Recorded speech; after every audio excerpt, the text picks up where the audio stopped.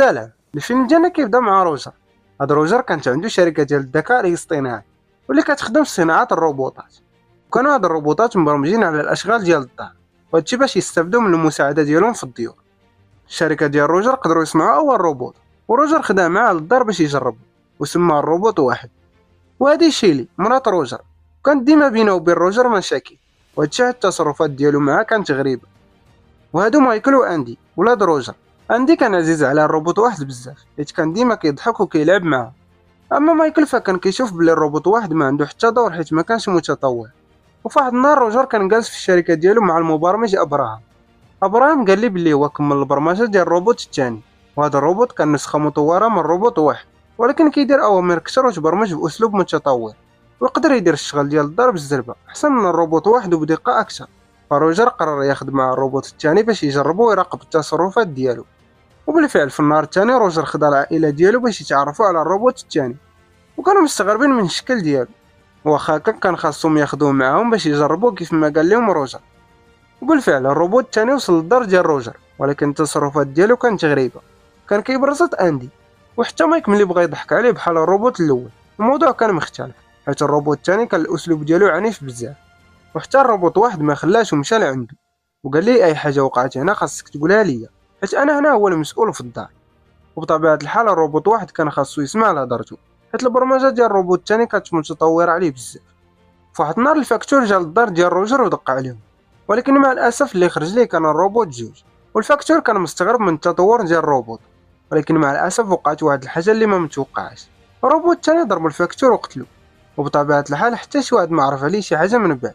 وكل نهار في الليل كان الروبوت الثاني كيبلغ روجر بداكشي اللي وقع في الدار النهار كامل، وبطبيعه الحال ما قالش ليه بلي وقت اللي فاكتور.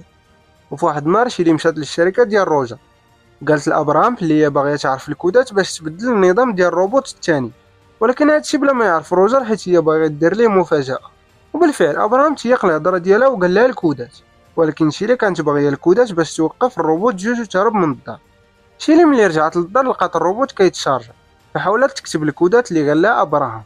وبطبيعه الحال الروبوت الاول كان واقف معاه وكيعاونها، ولكن مع الاسف شيلي ما عرفات. فهاديك اللحظه روجر غيوصل للدار وغيبدا يغوت عليه. الغد ليه الروبوت الثاني كان واقف قدام الدار. فهاديك الوقيته جا صاحب مايكل عجبو الروبوت وبدا كيتصور معاه، ولكن مع الاسف الروبوت الثاني شدو وبدا كيخنق فيه حتى قتلو. وهكا الروبوت الثاني ولا هو اللي كيتحكم في النظام ديالو. اللي مشى لعند الروبوت واحد قال ليه بلي روجر باغي يتهنى منك، ولا طلب مني نصفها لك ما غنترددش باش نقتلك. وقال ليه الحل الوحيد باش ما نديرش هادشي هو تسمع لهضرتي وتنفذ الاوامر ديالي. فالروبوت واحد قال لي انا مبرمج باش نخدم هاد العائله ماشي باش نضرهم. الروبوت في هذيك اللحظه بدل ليه البرمجه وخلاه ينفذ الاوامر ديالو. خداو العائله ديال روجر وحبسوهم في الكوزينه حتى يرجع روجر. وداكشي اللي وقع ملي روجر رجع للدار خرج اندي وشيلي وبدا كيدوي مع الروبوت باش يعرف علاش كيديروا هادشي. ولكن الحاجه اللي ما كانش متوقعه هي اللي وقعت. الروبوت الثاني شد روجر وبدا كيخنق فيه، وقال ليه بلي البشر ضعفاء والروبوتات هما اللي اقوياء وهما اللي غيسيطروا على العالم. وهادشي كامل كان واقع قدام مايكل اللي كان الروبوت واحد مكتفو. المهم الروبوت الثاني بدا كيخنق في روجر حتى قتلو. بطبيعه الحال مايكل كان شايف كلشي وكان مصدوم من داكشي اللي دارو الروبوت الثاني. من بعد مايكل مشى لعند الام ديالو وكان كيبكي، قال لها بلي الروبوت جوج قتل روجر. فقرروا في هذيك اللحظه يهربوا من الدار، ولكن مايكل قال لهم بلي هو قادر يبدل النظام ديال الروبوت واحد ويخليه يعاونهم بحال في الاول. وداكشي اللي وقع مايكل بدل النظام ديال الروبوت الاول وقدروا يخرجوا من الدار بالمساعده ديالو. وقدام الباب ودعوا الروبوت واحد وهربوا من تما، ولكن في طريقهم مايكل غيشوف بلي الاشاره ديال التحكم اللي دارها له الروبوت واحد ما بقاتش كطلع عنده، وهادشي كيعني بلي الروبوت جوج سيطر على الروبوت الاول عاود ثاني. ومايكل في هذيك اللحظه قرر يرجع للدار باش يبدل النظام ديال الروبوت واحد. في نفس الوقت الروبوت جوج طلب من الروبوت واحد يتبع شيلي ويصفى عليها، وبالفعل الروبوت الاول قدر يوصل لشيلي ولكن ما قدر يدير لها والو. قال لها بلي الروبوت جوج سيطر عليه وباغي منه يقتلها. فشيلي قالت لي بلي تقدر تلغي السيطره اللي دار عليه الروبوت جوج الا بدلات الكودات في النظام ديالو. الروبوت واحد في هذيك اللحظه جلس في الارض وخلى شيلي تبدل في النظام ديالو. وفي جهه اخرى مايكل كان وصل للدار، ولكن ملي دخل الروبوت الثاني استقبلو ربطوه وبدا كيضرب فيه. في نفس الوقت شيلي خدات اندي والروبوت واحد ورجعوا للدار باش يشوفوا مايكل، ولكن غيلقاو الروبوت جوج كيتسنى فيهم. عيط على البوليس وقلد الصوت ديال روجر وقال لهم بلي مراتي مبرمجه روبوت باش يقتلني، وطلب منهم يجيو بالزربه ويعتقوه.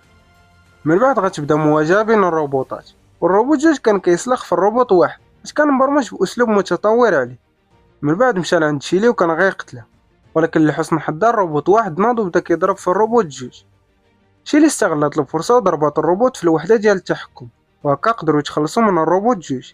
من بعد شوية البوليس وصلوا للدار ديال روجر، ولكن كانوا جايين باش يشدوا شيلي، وهادشي كان كيسحب لهم بلي هي اللي مبرمجه الروبوت جوج باش يقتل روجر، كيف ما قال لهم الروبوت جوج ملي عيط عليهم.